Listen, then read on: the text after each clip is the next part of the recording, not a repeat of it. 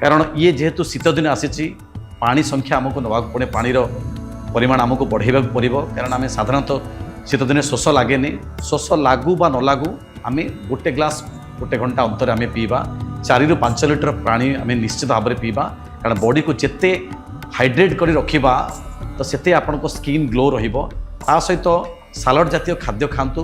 maximum salad खाद्य खातु कारण यही समय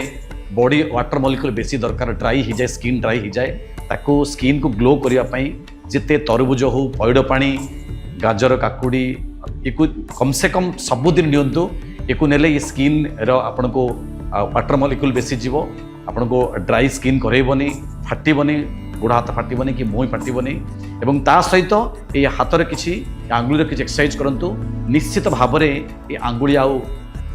आंगुली गुड़िक आउ ड्राई हेनी कि स्किन भी आपंकर आउ ड्राई हेनी निश्चित भाव में आप स्मूथ रे आउ आंगुली कौन बथा कि दरज किसी